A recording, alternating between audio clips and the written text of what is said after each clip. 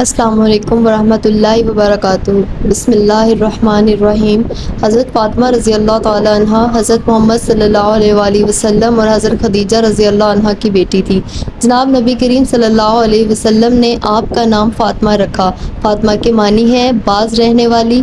حضرت فاطمہ رضی اللہ عنہ نے دنیا سے دل نہ لگایا، اس سے باز رہی اور عیش و عشرت کو بھٹکنے نہ دیا۔ حضرت فاطمہ رضی اللہ عنہ کی عمر ابھی 9 سال ہی تھی کہ آپ رضی اللہ عنہ کی ماں حضرت خدیجہ رضی اللہ عنہ وفات پا گئی۔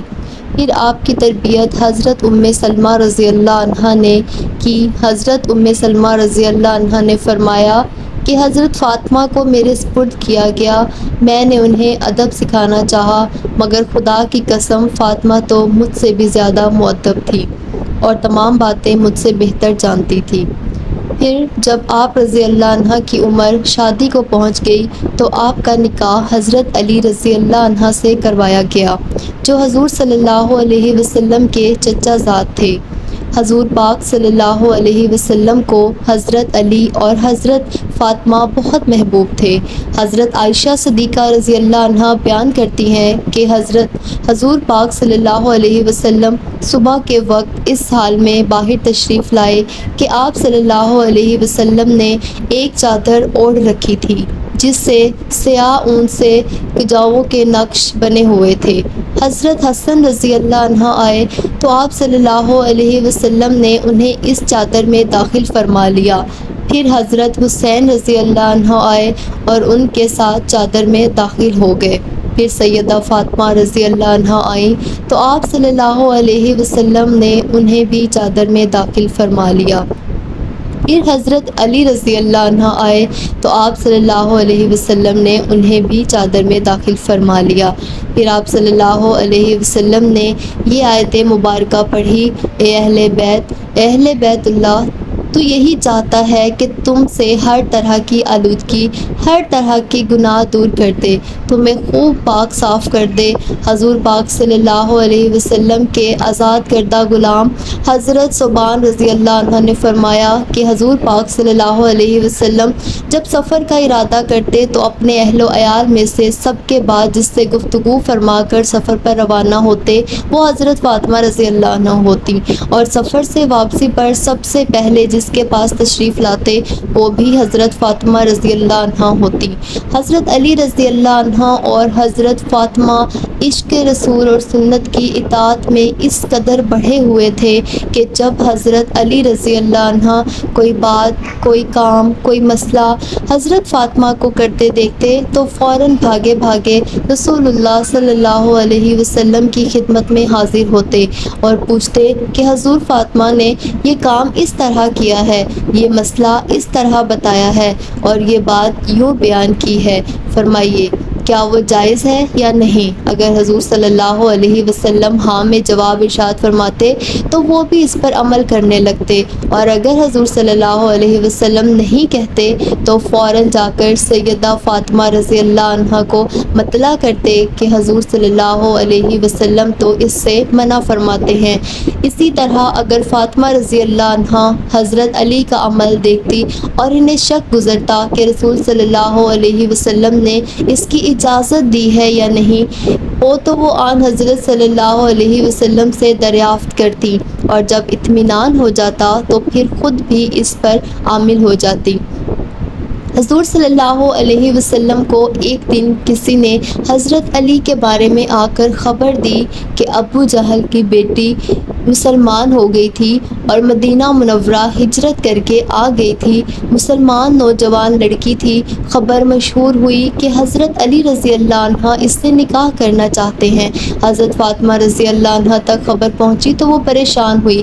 فطری بات ہے کہ عورت پریشان ہو جاتی ہے، اور پھر ابو جہل کی بیٹی، ان دونوں نے وہ دور اکٹھے دیکھا تھا، وہ جو اوجری جو حضور صلی اللہ علیہ وسلم پر ڈالی گئی تھی حضرت فاطمہ رضی اللہ عنہ نے آ کر ہٹائی تھی، تو خیال ہوا کہ میرا گزارا ہوا تو ابو جہل کی بیٹی کے ساتھ نہیں ہوگا، تو حضرت فاطمہ رضی اللہ عنہا نے جا کر حضور صلی اللہ علیہ وسلم سے کہا کہ یہ پتہ چلا ہے کہ حضرت علی ابو جہل کی جو بیٹی آئی ہے اس سے شادی کرنا چاہتا ہے۔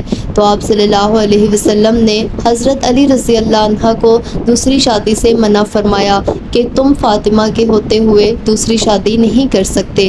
حضرت مسعود بن مخرمہ رضی اللہ عنہ سے روایت ہے کہ میں نے رسول اللہ صلی اللہ علیہ وسلم کو منبر پر یہ فرماتے ہوئے سنا کہ نبی بنی ہشام بن مغیرہ نے مجھ سے یہ اجازت مانگی ہے کہ ہم اپنی بیٹی کی حضرت علی رضی اللہ عنہ سے شادی کر دیں، میں اجازت نہیں دیتا۔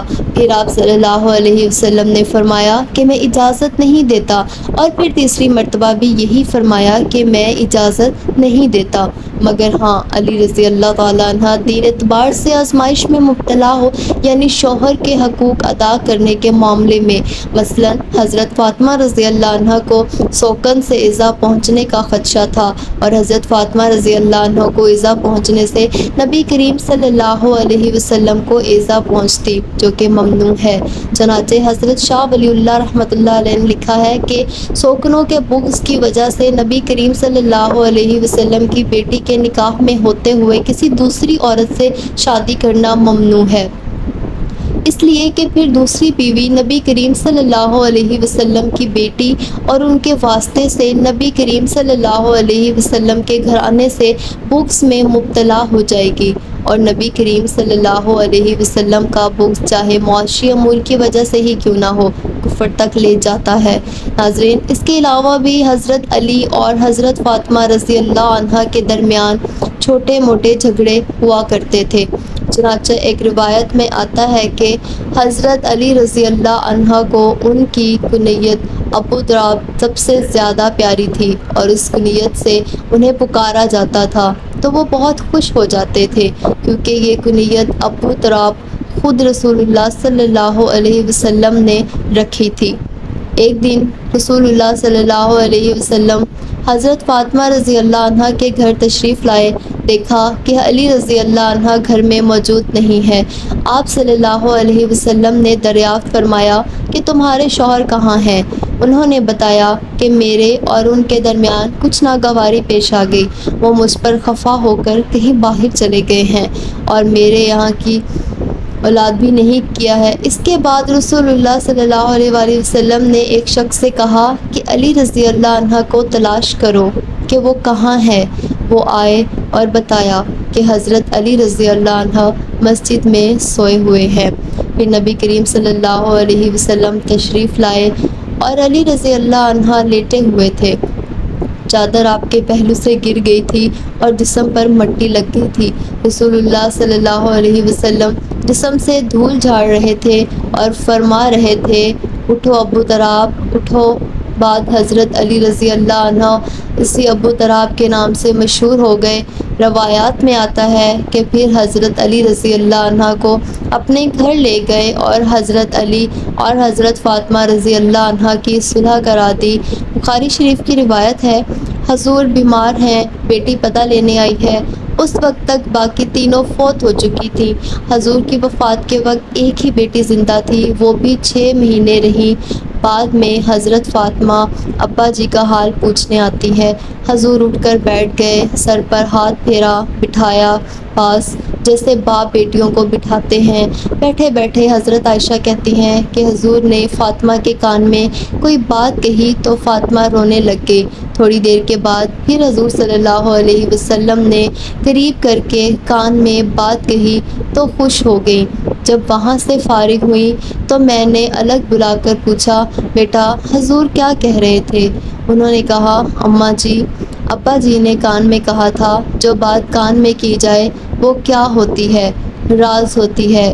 حضور صلی اللہ علیہ وسلم کی وفات کے بعد کافی دن گزر گئے تو حضرت عائشہ نے پھر بلایا، میں تمہیں ماں ہونے کا واسطہ دیتی ہوں، بتاؤ حضور نے کیا کہا تھا؟ کہا، ہاں اب بتاتی ہوں۔ آپ کو حضور نے کیا کہا تھا؟ کہا، ہاں اب بتاتی ہوں۔ آپ کو حضور نے مجھے کان میں کہا تھا کہ فاطمہ، میں شاید ایک آدھ دن اسی بیماری میں جا رہا ہوں، بیٹی کو باپ کی وفات کی اطلاع ملے تو بیٹی کیا کرے گی؟ تھوڑی دیر کے بعد حضور نے دیکھا کہ پریشان ہو رہی ہے، زیادہ تو کان میں کہا کہ بیٹی میرے بعد سب سے پہلے تم میرے پاس آؤ گی، تو خوش ہو گئی۔